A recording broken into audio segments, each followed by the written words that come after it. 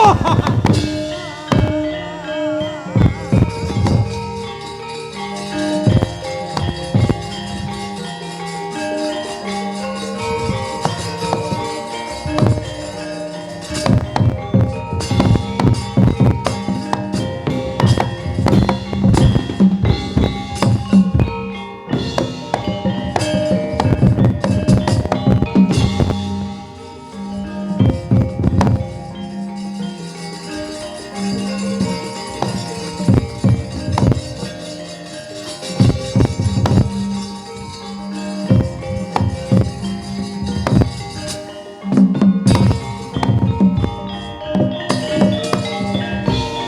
Ridho mawur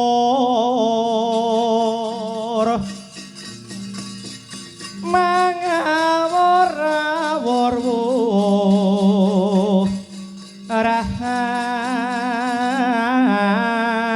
rahan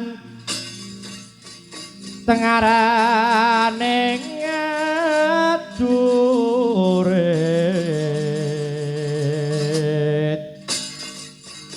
Sang Maguru Kangsa tetekadya tula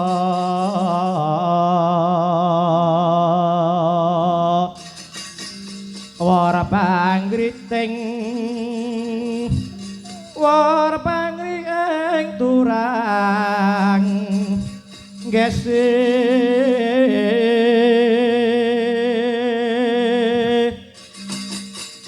ora kata ingkang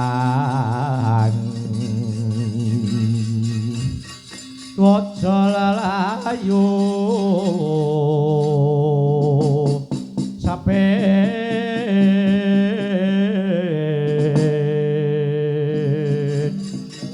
walatan lawatadita durung adoh anggonku lumaku saka ing praja Pudhak Setegal wis ketemu menungso dedeke mung cendhek gedene mung cithik mlintal-mlintir godhek sampirke pundak sapa jenengmu ora ngerti sapa jenengmu sapa namamu takon marang aku iki Raden Sanga-Sanga ya sang asa wah kiyu-kiyu kowe kiyu-kiyu wandamu ayo bali takon sapa kang dadi wah dalan lupak lumpuh kedisian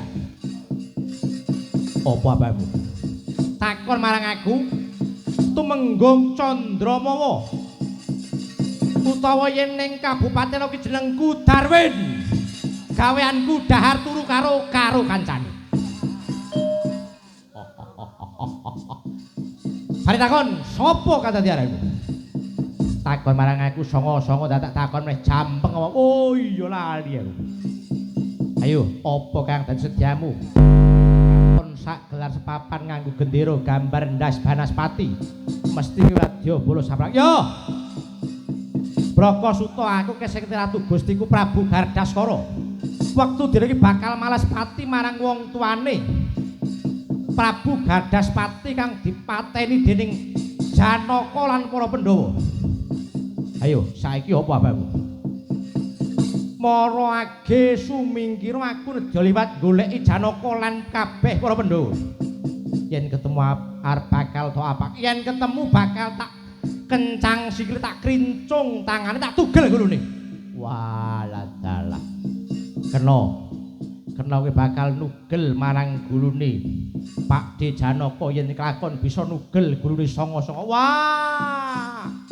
dudu karepe dhewe yen ngono kowe bakal wani marang aku wani apa mung kata wah durung tau kondange Tumenggung Candramawa tau tate bedah kutha Mboyong Putri nek mur banggamu sepira jangkemmu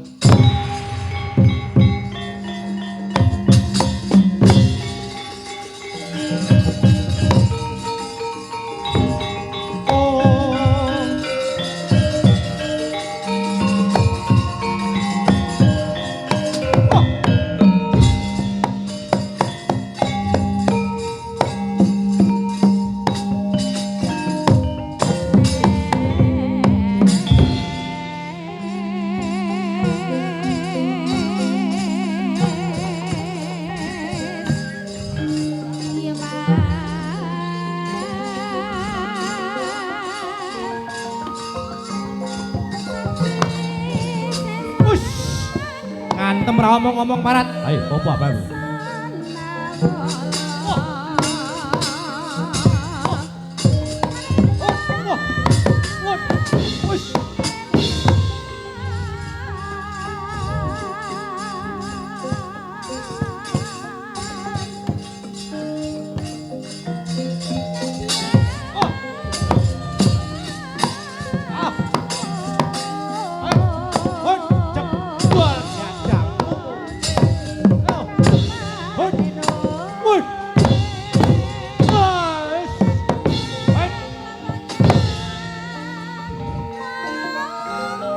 Yo, Chandramawa.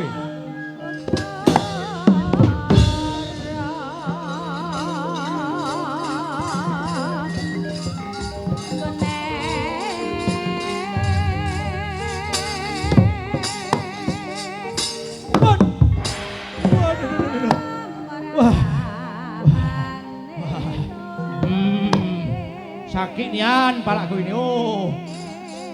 Wah. Wah. Oh. Hei. Lo. Lo. Lo.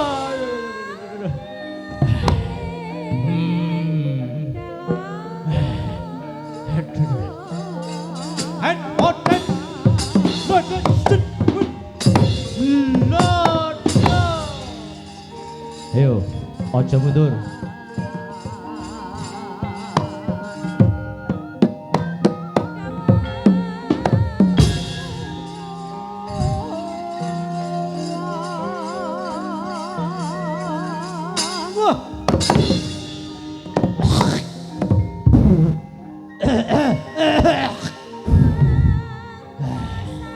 Lega.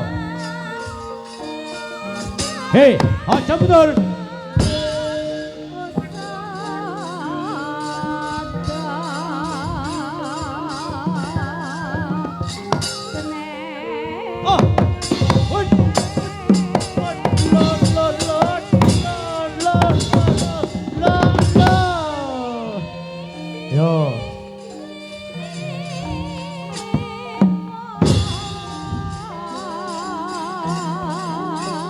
Waduh. Wah.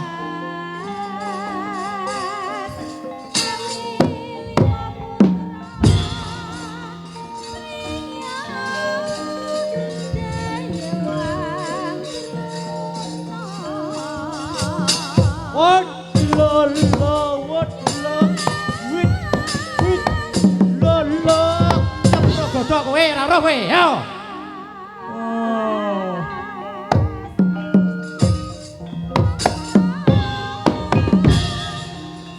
Wah, pengendangnya gerbang oke rasa.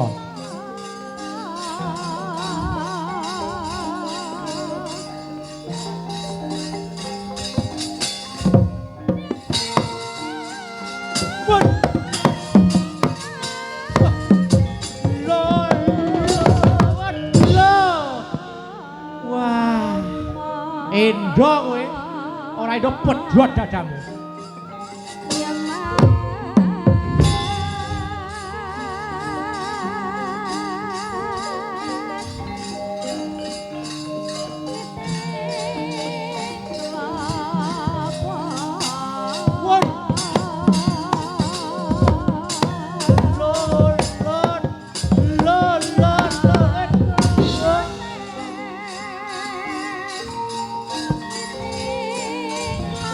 Aja mundur.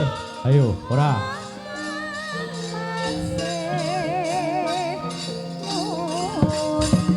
What?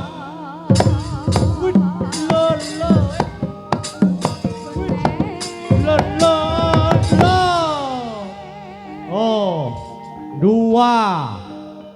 Oh. Mundur apa cur? Oh. Rumah sakit, kuburan. Yeah.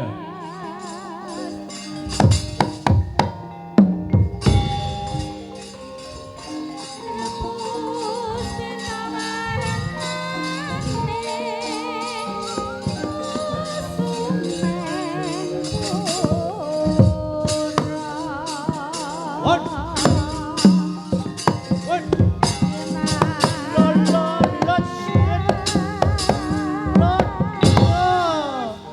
Wah, direbut kodone. Ayo, apa bamu?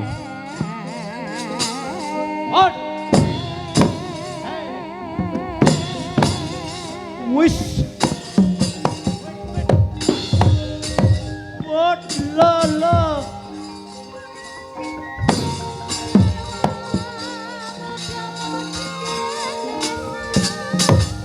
What?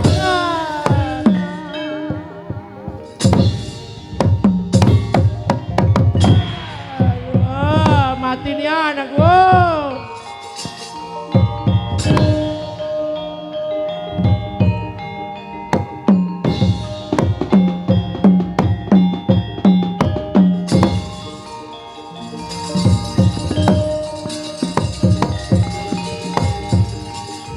Hei, kamu.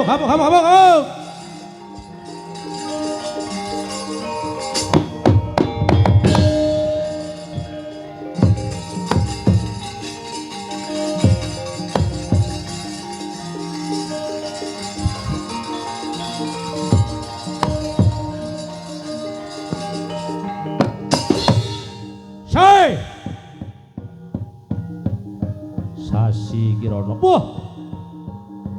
Menteleng mripate bandeng. Apa babu? Hut.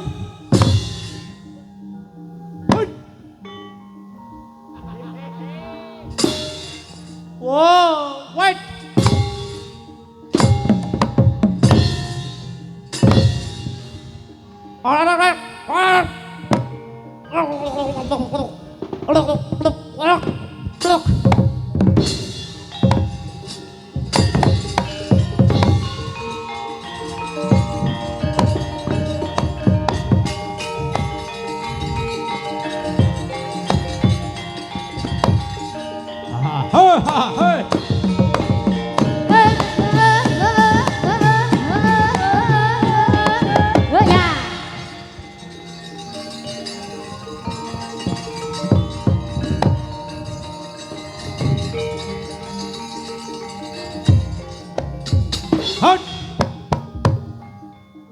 Ayo maju. Wah. Hat.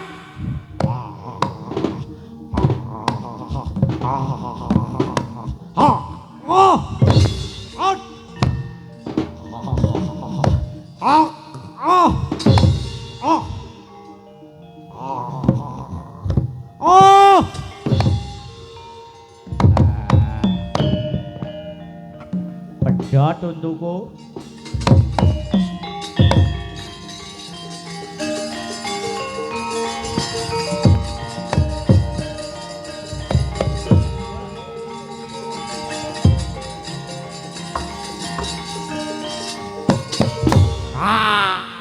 Aja kesuwen tak dicokot.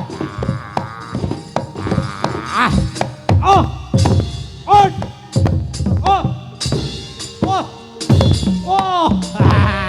Ayo Bang.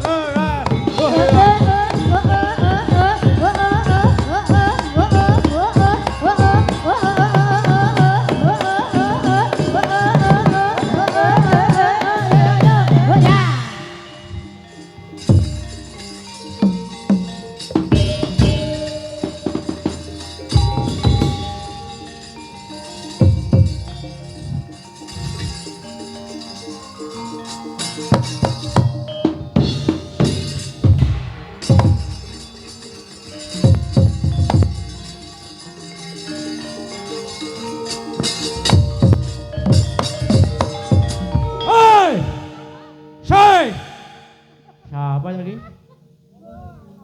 Aku kira cok ngantung lo gak tak suwuk-suwuk nih. Siapa tau apa wong Tugu Agung e udu ya? Nek kae Juki jenenge. Ning kok galak. Hei, aja gerak-gerak mrene. Mumpung jam 1 iso gelut iki. Hei. Nggih. Matur nih. Sopo jenengmu? Heh? Sampeyan takon karo aku. Yo. Takon marang aku. Patih Pedhul Segara. Sapa? Sik to. Kancane yo diduminggon to. Patih Brajagara. Iya. Kowe iki sapa? Rungokno gobokmu jerengen gobokmu. Nata Mandura Prabu Baladewa Kusuma Walikita Waksi Jaladra Kakrasana ya Karsana.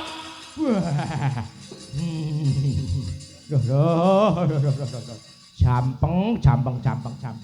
Mangkat pisane sesuk mulih budhek ning THT iki. Hei aja mlayu. Ya. Ayo, Morage, kowe rene arep ngopo tekan negara Wastra yak-yakan ki arep ngopo? Heh. Sik to sareh to, Mas. Aku rene kuwi kautus dening Sinuwun Prabu Gardaskara. Aku kekeseting Prabu Gardaskara. Perlumu ngopo? Perlumu ngopo? Aku bakal goleki Pandhawa utamane Janaka. Yen ketemu arep apane? Yen ketemu bakal tak untal malah. Piye? Sik to.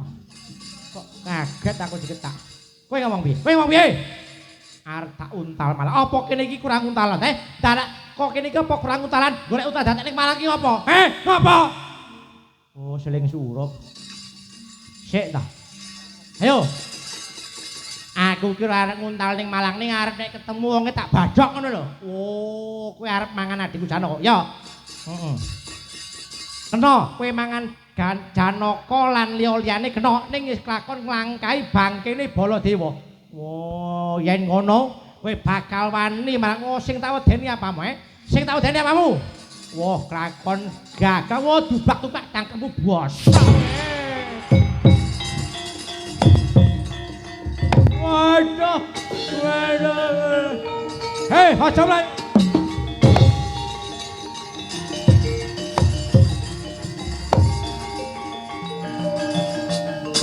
Ayo, antemen ayo.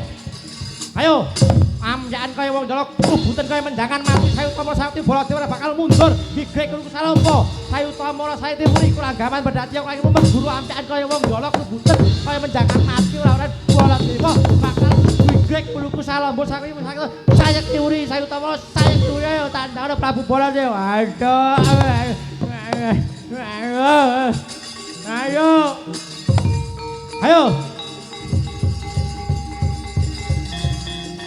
Ayo, apa mantra Prabu Baladewa tandang ngono ganteng ati. Aduh iki Baladewa tandang ngono iki. Baladewa iki.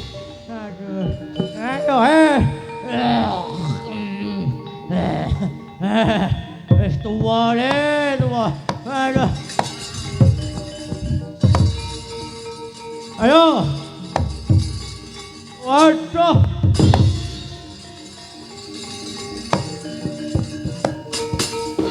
Yo, hadap sini. Ngantem mo. Lega no ngantem mbok menawa ning omah kelemu ngantem kurang marem. Ayo, ngantem mo. Oh, rusuh iki. Hei. Ayo. Matno Sastra Jenderal muwataken aji japa mantramu. Kurang gaman bedat yo kolemu kebuampian kaya jolok rebutan kaya menjangan mati ora. Baladewa digrek mulung salompo. Ayo tandangan Prabu Baladewa iki regane atiku. Aduh.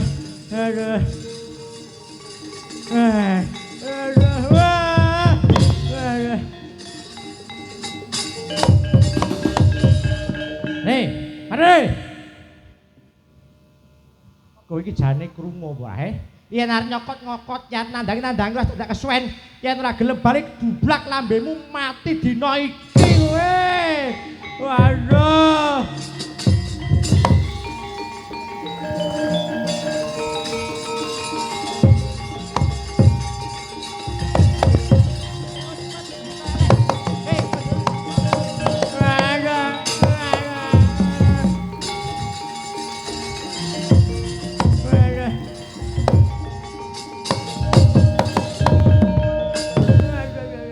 Gonjang ganjing langit gelap-gelap katon. Lirik ini jang-jang maweh gandrung.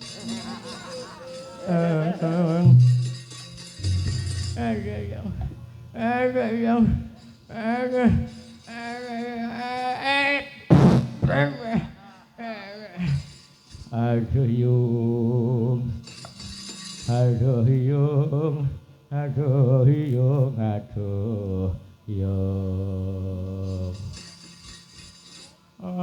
Buta mripate cetuk.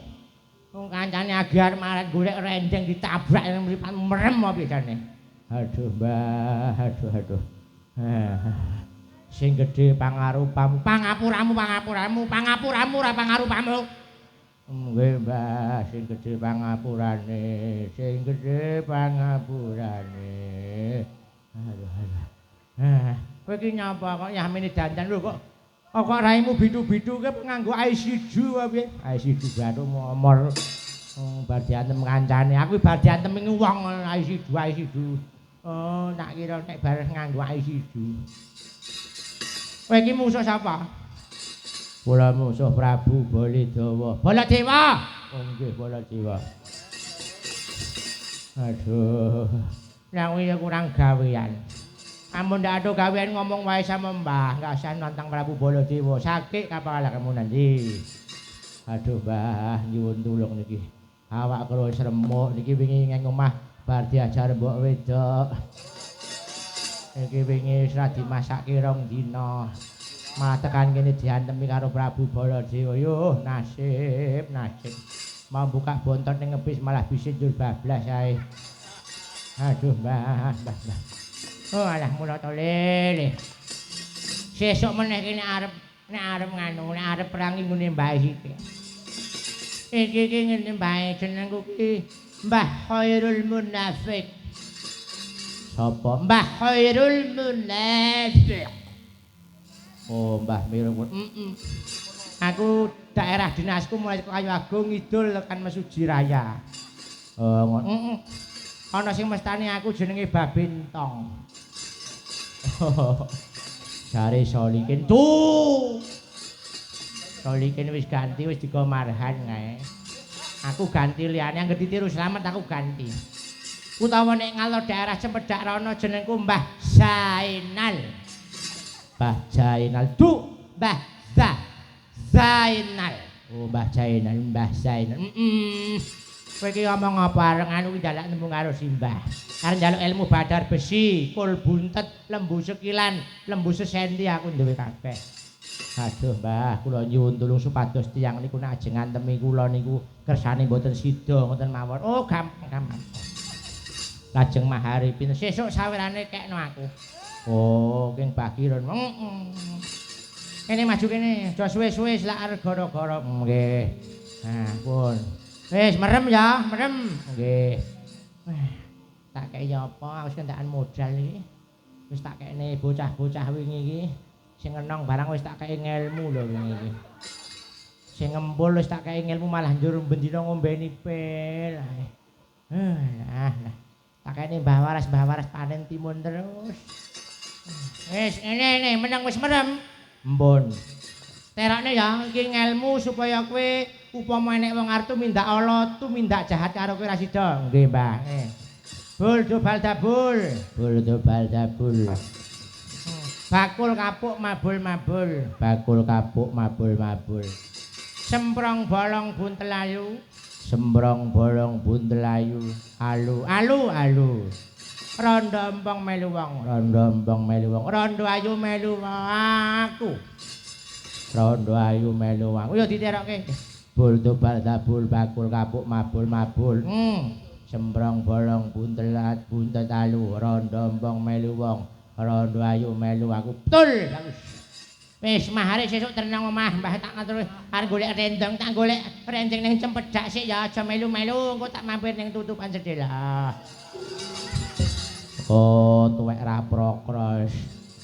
Ora ngandel trima, mulih.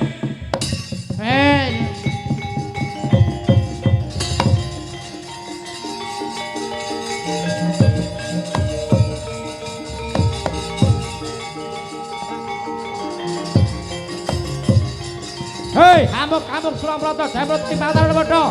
Hei, ayo, Baladewa lan nangono gandeng ati.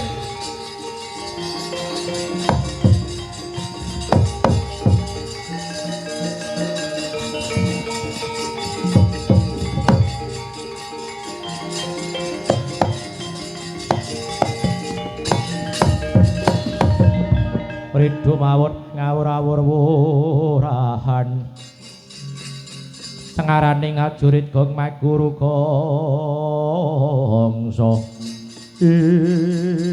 waduh wadya balaku kang sekti kang damben kabeh wis padha mundur ora bisa kuwawa nandhangi kridane bala dewa lan madya balane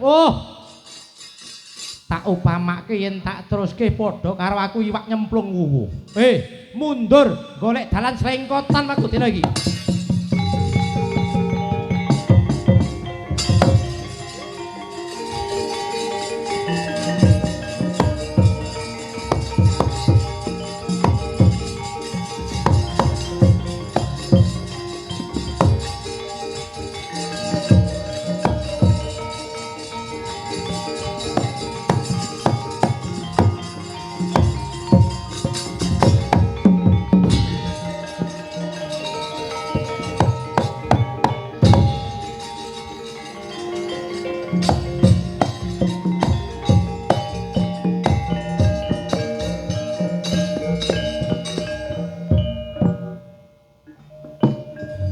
Ana kayu Purwa sejati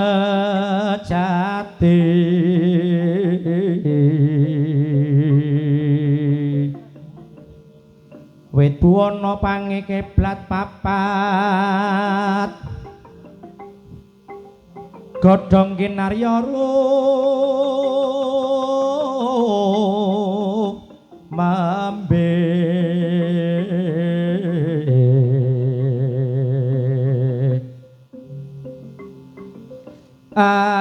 pertapa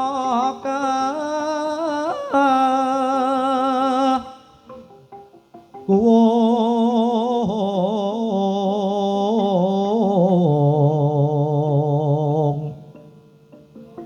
kaembang lintang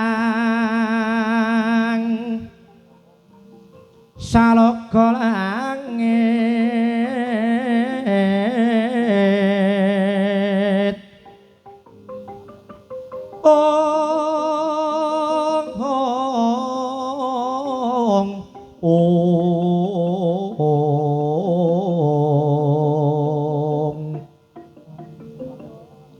semiyan daru kilat wa surya lan tengsu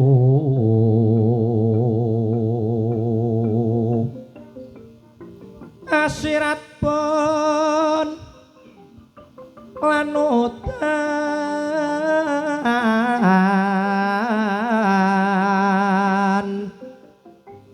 bocah akasa bungkah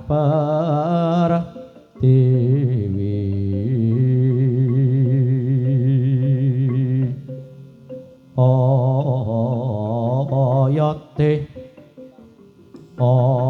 oyote bayu putra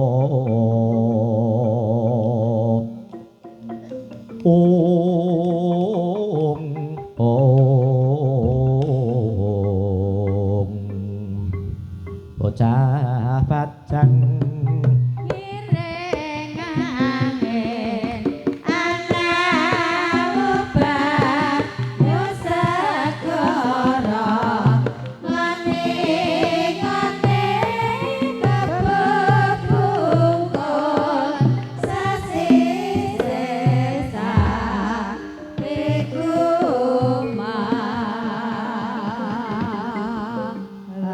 anyar kara anyarengi gemang tining mangsa kala dewasaning wanci wis manjing madya ratri dedep tidem perbawaning dalu tanara jalma kang lumaku kang kadulamung lintang luku mawa praba sumunu ingkang sumeblak ing langit biru ora mokal dadi pratandha kiblating wektu kawuryan Sasadara Wasiniwa kagar kang taranggana sumewa mesem ratuning dalu ketingal pinastika panyayah Kenyara Maja kang wis ndungkap manjing jagating asmara.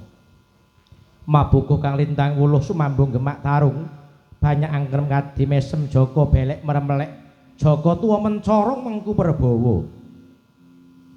Angger gancang ambelah kiblat nenggih lintang Bima Sekti. katon Birawa kadisang Bima ingkang lagya kurda mrawasa naga Nemburnawa. Pauta kaya mangkono sakling sire wingi jagung rame kapiarsi sumul bangwetan kang nelai. Daya-daya ratuning dalu manjing bumi kekejer sang Panjerina. Tetira dadya manggala dutaning ngareka kang arsa siniwaka dadya ginugah isining bawana. Pauta diwasaning kagunan ngancik jumeduling repat para punakawan ketingal lumampah ngancik ing tratah Tirta Kencana.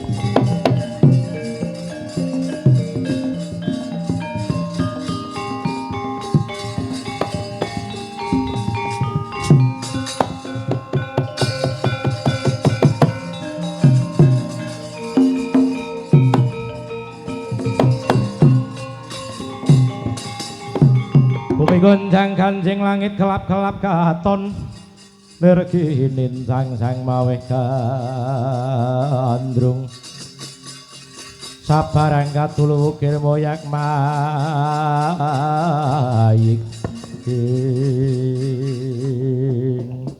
Kakang Semar Ayo wektu dina iki jeneng para Kakang Semar ndak kanthi ngumadya ana ngendi papan dununge pari kesit Kakang. Inggih Ndara. Mrekaten monggo Gus, monggo kula dherekaken ayuh lon-lonan Kakang Semar tak dherekke Kakang. Oh pamedaring wasitaning ati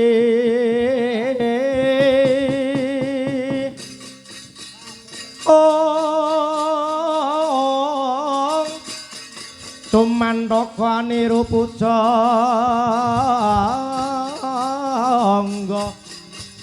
dahat mudha ing patine nanging kedah ginunggung datan weruh yen akeh ngesami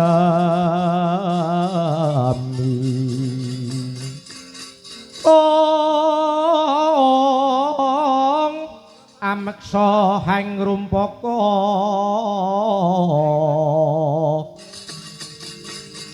ong basa kang kelantur utur kang katula kula linalatan niruh lawan rirising padanging janika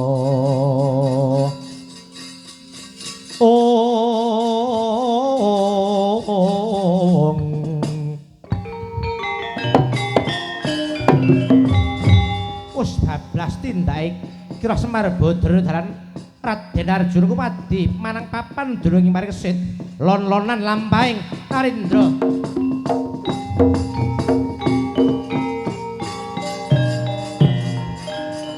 sigra kang kala tumingal oh prang jambo samya medali lir kadit wileting gada danyanggung manguncang niti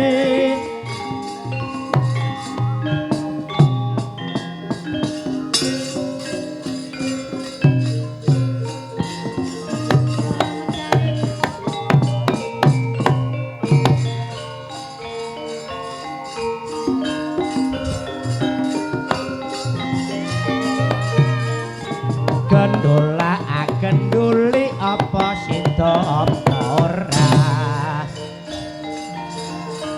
ya ngono ece ora enak melu kowe ra kepenak larangun godhil oe ah oe ayo ya ngono oh es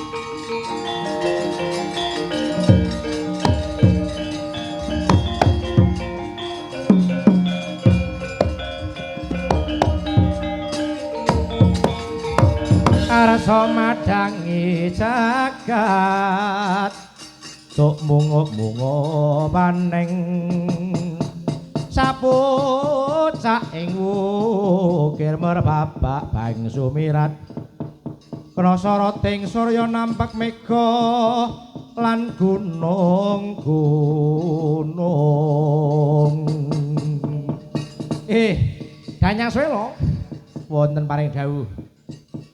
Wektu dina iki lak wis gamblang kang dadi atimu. Wis krasa to? Nggih. Wedha samangke Paman Kertiwindu kula pun krasa. Kula pun ngudarasa wit wingi. Kok kados dibukak lawang ati kula eling lan emut menawi pejahipun tiyang sepah kula niku nggih jalaran para Pandhawa. Mila wedha samangke kula manut pripun iguh pertikil paduka Paman Kertiwindu. Ya, yen ngono ayo. Wektu dina iki bebarengan goleki Parikesit yen ketemu dipateni. Monggo kula dherekaken.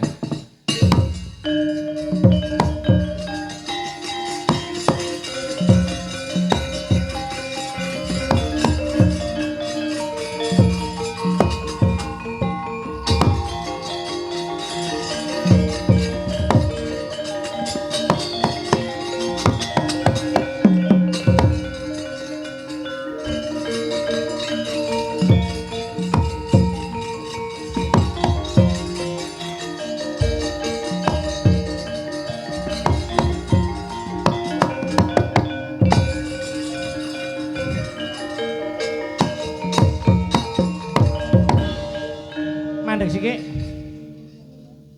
Para sawangen. Kae saka kadohan cetha wela-wela ora ana liyane wujud menungsa kang kaya ngono kae ora ana li wujude yen ora kiru kae Bambang Parikesit. Ya ora Danyang Swela. Wah, kok kita nek sinden. Oh. Jam 3, jam 3. Ayo, kendang dirampungke Parikesit dipateni. Monggo. Lah ning cara wis bingung carane meneh. Lah nggih kula bingung. Kowe lak duwe pusaka kang paling ampuh. Duwe pusaka kagunganmu lho. Niki to. Cundha Manik. Oh, nggih. Cundha Manik. Wis, ayo ditamaki. Monggo.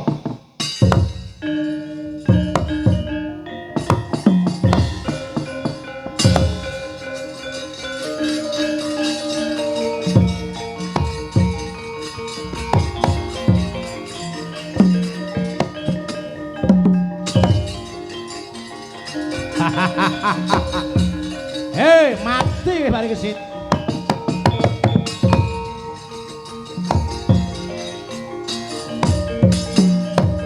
Nalika semana Raden Danyang Swela wis ngunus wujuding senjata pamungkas nenggih. Kyai Cundha Manik katamaken ing Raden Parikesit. Kocap. Kyai Cundha Manik mlesat saking anggane sang Raden Danyang Swela ngener marang jajane Raden Parikesit. Kocap kacarta wonten mendung hanggameng hanyaut marang angganing Raden Parikesit. Satemah Kyai Cundha Manik numusi wujuding sela ambyar dadi sak walang-walang.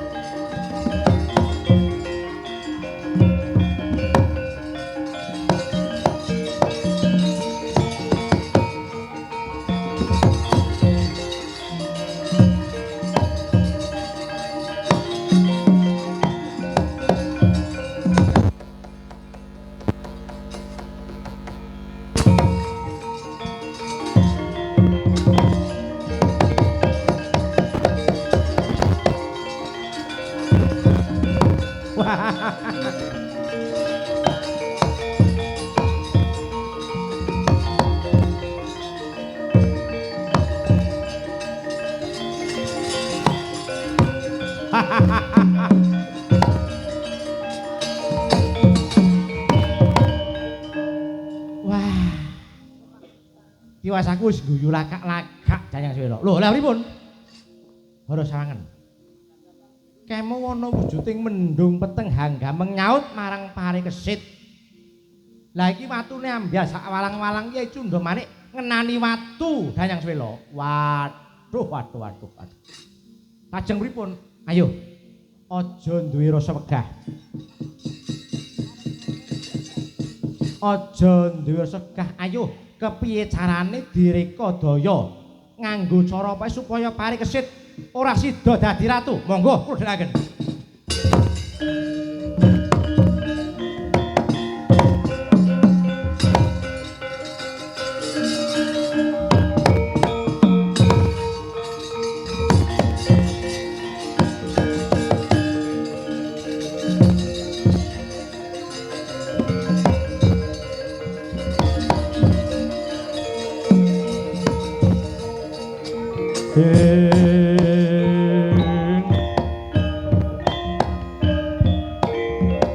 Ririr sato pawon uting ranu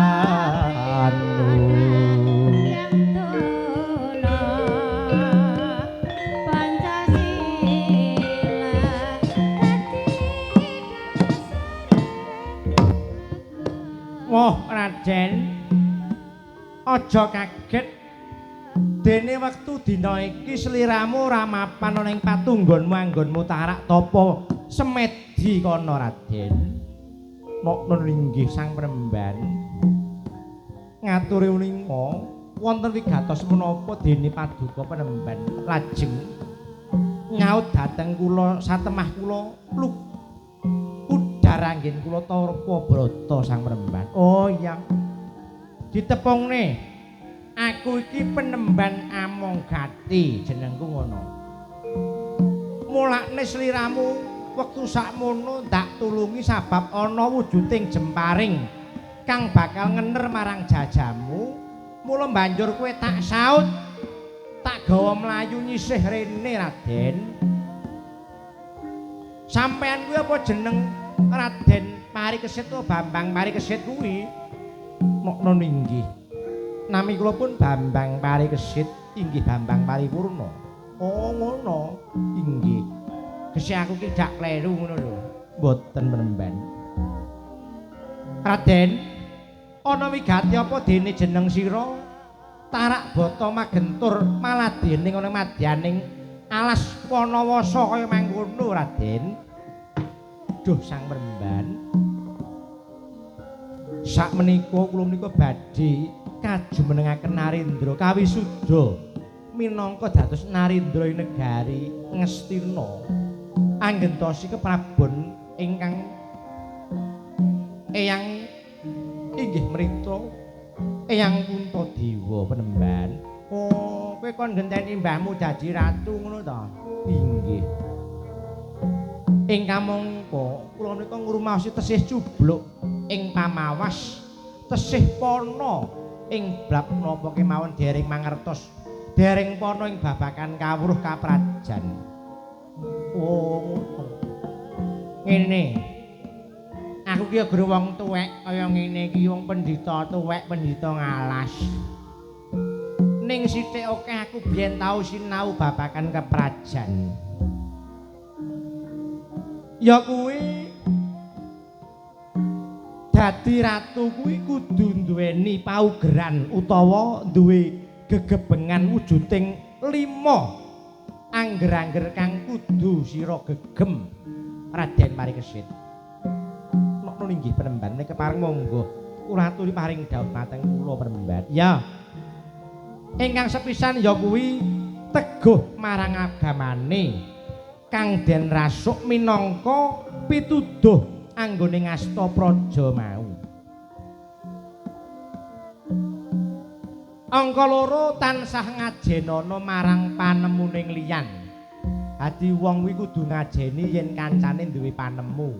Aja mung nggugu karepe dhewe, apik dhewe iki aku ki ora bener. Ngono. Kudu iso mawas diri, satemah iso noleh marang dithoke dhewe. Nulinggih. Angka 3 dadi pemimpin utawa dadi ratu iki kudu bisa ngayomi marang para kawula, bisa ngayomi marang para masyarakatmu besok. Utamane ngayomi marang para wanita Iki wong wedok kuwi aja sok nggo dolanan, iki ndak oleh. Aja kaya sing ngenong.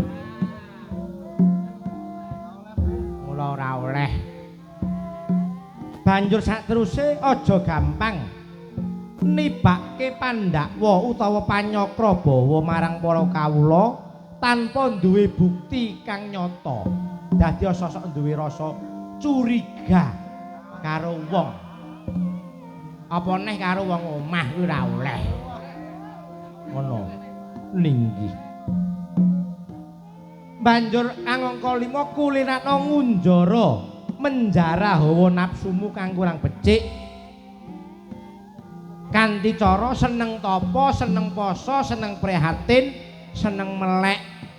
Yen dadi pemimpin kok ora gelem melek, ora gelem poso, ora gelem prihatin, 3 wulan mesti dilengserke karo kancane. Mula kuwi ngger pari kesit paugeran kang kudu sira tampa wektu dina samangku. Duh Premban. Menawi mekaten kula ngaturaken panuwun dening Paduka sampun paring wejangan dhateng kula anggen kula badhe ngasta praja Ngastina. Menawi kepareng Premban mbok inggih Paduka dados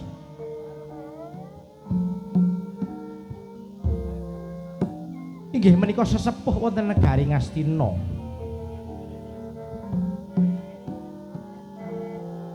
Mbok inggih Paduka kesah dados pujangga Kraton Ngastina Dasamangke Premban. Oh, aku to dadekke pujangga Kraton Ngastina. Inggih, mboten napa-napa. Ning tak jaluk ndika wektu dina iki moragih tangkep netra meremo sawetara Raden. Tan samar pamoring sukma sinukmaya winah ya ing asepe.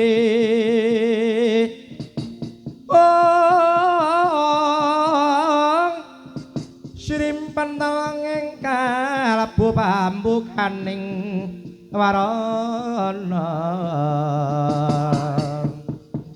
Talen saking layap liyeping aluyuping tingkem netra kekalih Raden mari kesit ing pengajap dimpen Begawan namung ganti kersa dadi pujangga wonten negari Astina. Kocap kaboncanging angin katiuping maruta ical saking pandul Begawan namung ganti.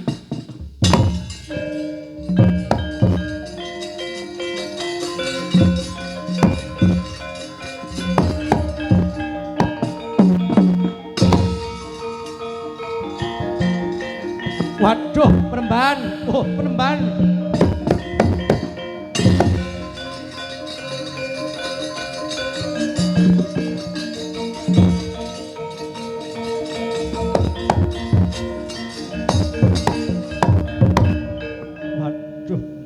Putuku mari kesit wonten paring dawuh Eyang.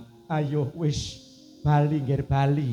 Wektu dina sampeyan kabeh wis padha nunggu supaya sira dadi ratu ing Ngastina. Monggo kula dherekaken Eyang.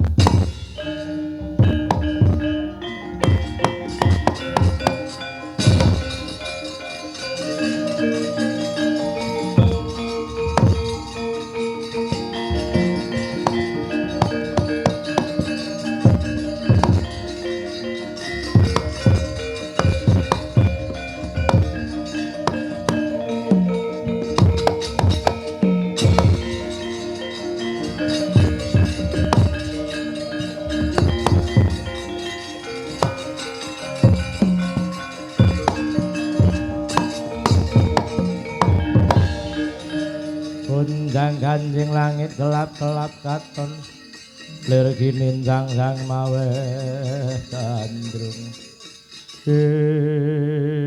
Nyai Kresna kula wonten maring dawuh Prabu kok sajak mesam-mesemi bare entuk nomor apa piye wong ratu kok dikira pasang nomor mbok menawa kok di menawa Syadi saka endi kula inggih ngupati dateng pun parip kesit. Loh. Ha kok lunga kok kencan mau piye kok bareng-bareng. Nggih mboten namine kula niku nggih tiyang sepuh, kapernah nggih mbahi ngoten lho nggih. Tumut madosi to Koko Prabu. Aning aku iki apal iki, Di. Pun Kakang wis pirang puluh tahun dadi kakangmu wis apal lagak lagon lagiamu. Yen lunga ngidul ngomong alor, yen lunga ngalor ngomong etan. Pamit nih tuh gumul iki bablas tekan seberuk ya tau. Kok gumun nang. Wis, aku wis ngerti anggere kowe guyang iki mesti entuk-entukan. Ayo bali, monggo kula dheaken.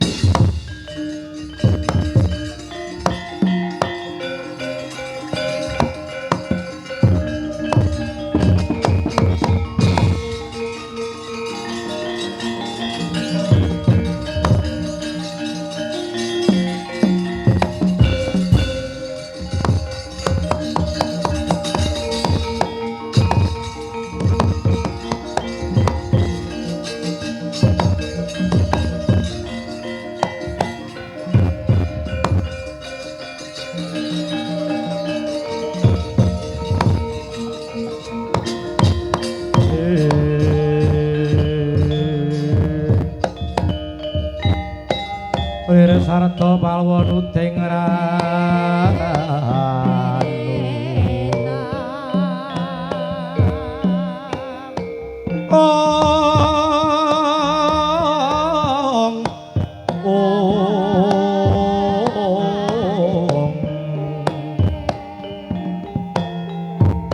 tresing karasaning sun dening kanyut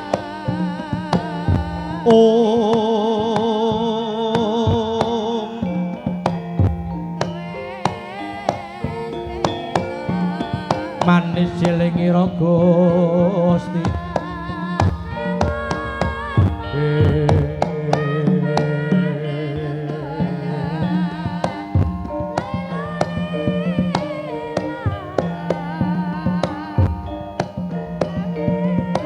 Kamal mirah ingsun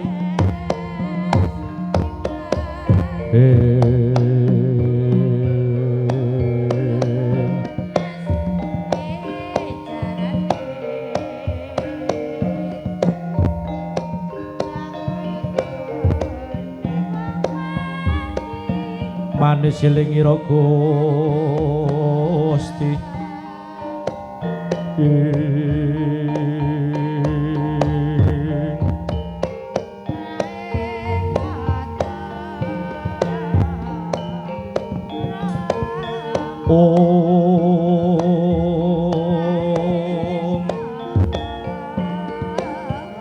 kelung rinukcak sekarnya sumawur kambil melati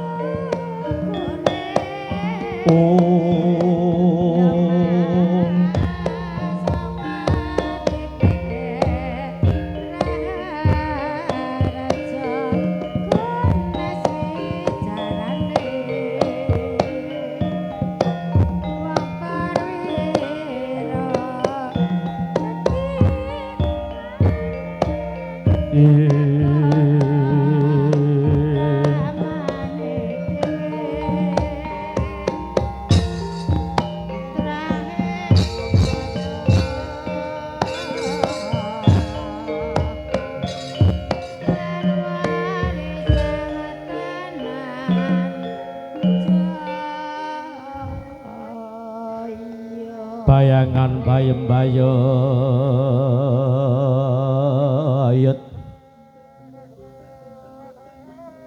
aku ngrembuyung rowe-rowe oring rawan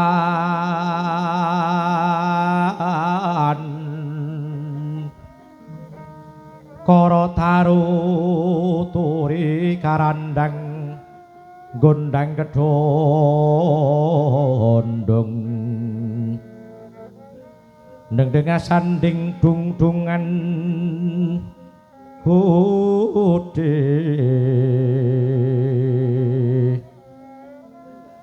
bengok bengok manguk manguk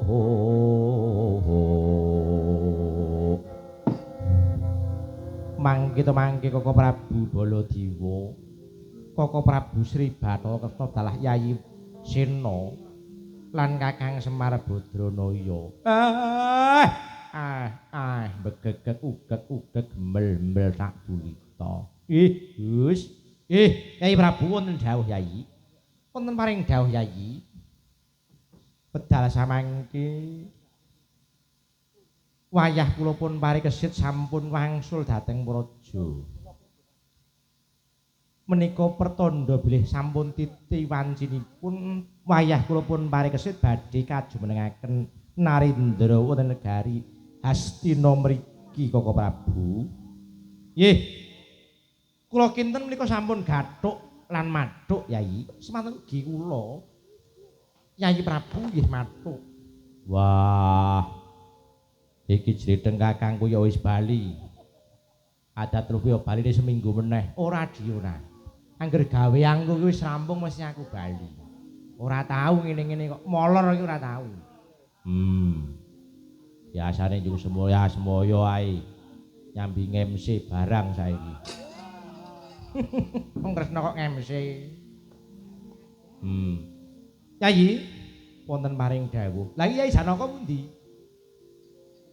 Nyuwun pangapunten Janaka nembe ten wingking nika wau. Nyuwun pangapunten Koko Prabu. Kula wonten wingking nika nembe nyawisaken piranti utawi nawala kangge wayah kula pun parikesit. Oh ngono inggih. Kakang Semar. Kula Gus. Ayo Kakang. Arep kang kaya ngapa Kakang Semar iki tuwa-tuwaning bangsa Ngastina lan bangsa Pandhawa. Wektu dina iki ndak jaluk seksena ana Kakang Semar. Nggih, kula nyekseni.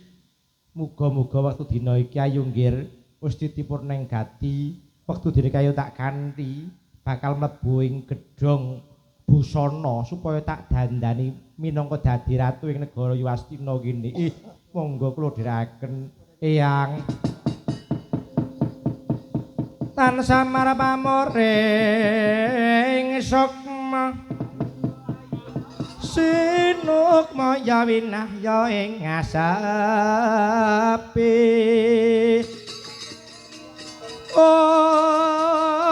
sinimpen dalanging kalbu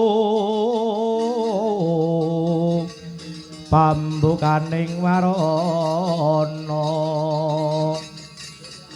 pambukaning warana talen saking layap liyeping aluyup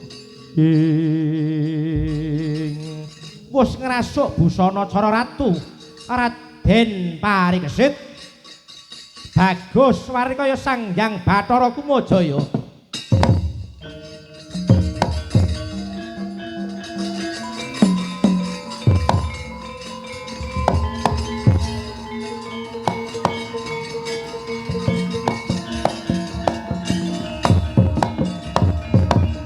Asri rengganing gunung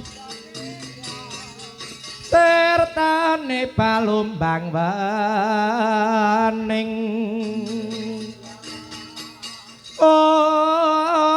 sekar-sekar jinam bangan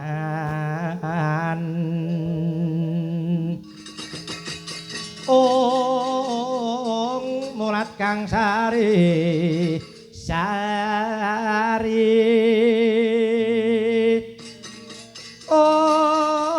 aneng taman alga soko yaning putri mandili yaning putri mandili mugi sineksen jagat saisine wektu dina iki anakku Parikesit jumeneng nata negara Ngastina jejuluk Sang Prabu Parikesit ya Sang Prabu Paripura sineksen jagat saisine.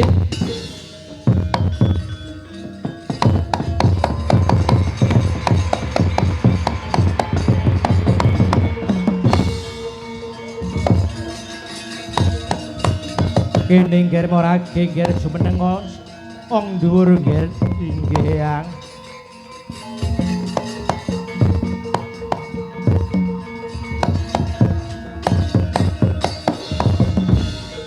wah kok geger njaba Gus. Wis awake dhewe iki melu anggota Polri utawa Bapak Kapolri ora oleh neka-neka. Kejahatan dibalas dengan kejahatan itu adalah fitnah yang tertunda, Petruk. Senang sampean iki wis arep sarapane mas aku pinter lho, Pak. Karo wong tuwa kok nutuki sirah kakrokamu kuwi. Biasane tak gentak teng, Pak. Wis ora kanggo mulih ana. Petruk, lho. Ana sing padha rame-rame ora usah digugu. Wis bene. Korine sela matangkep tutupen. Wektu dina kuwi ndaramu pari kesit wis paripura dadi ratu. Nggih. Wis dadi ratu, pari kesit wisuda utawa pari kesit kawisuda. Perkara wong njaba do gegeran ora usah digagas. Ora usah nuruti gurem ceceker, ora usah nuruti bangsa keramaian-keramaian ning njaba. Dadi ratu kudu iso momot lan momot. Sak upamakne awake dhewe dadi pemimpin iki kaya dene kotak sampah. Apa-apa kudu diadahi, aja dienggo panas ning dada. Wah, iya Semar, tak ugem. Iya Kang Semar iya. Mugi-mugi anggenipun Bapak AKBP Eko Rubianto SIK SHMM nggadhahi hajat inggih menika nyenengaken dhateng para kawulanipun khususipun ing Ladan Oki, ing Ladan Polres Kayu Agung mriki ndayanana kawilujengan kesehatan lan mugi Bapak Eko Rubianto tansah manggih kawilujengan bagas waras murah rejeki saya dhuwur pangkate Allahumma amin. Wis Petruk sang ayahe wajib nyuwun pamit kula kathah klentah-klentu kula nyuwun samudra pangaksami akhirul alam assalamualaikum warahmatullahi wabarakatuh.